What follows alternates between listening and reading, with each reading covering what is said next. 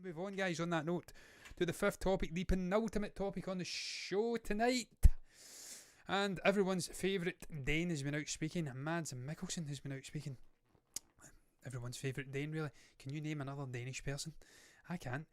And yep, he's been out speaking about Galen. Also, he's been out speaking about the ill-fated Rogue One reshoots and flying in the face of Tony Gilroy when he says it was an absolute shambles and he came in and saved the day.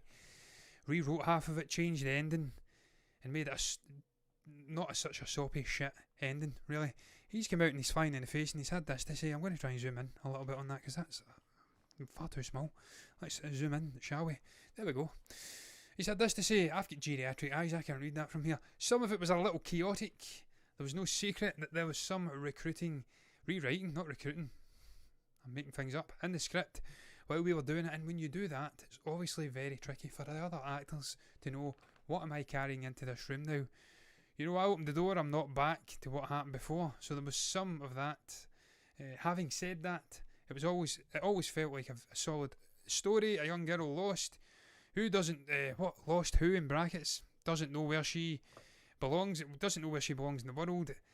Then an Oppenheimer story unfolds. She's always heard he was this, and then she realises he was that, and it was quite beautifully written. And at the end of the day, the changes that was in the film was not as dramatic as people talk about. It was tweaks, but obviously if you do it while you're working, it can be confusing. I don't believe you, Mads. I think the changes were quite expansive. Listening to Tony Gilroy, the guy who actually wrote the script, rewrote the script I should say, not wrote it, he says that there was a shambles.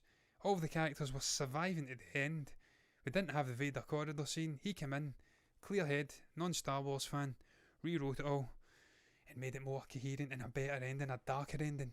And the reason really that everyone who's watched Rogue One loves it, that Vader sequence was jaw-dropping in the theatres.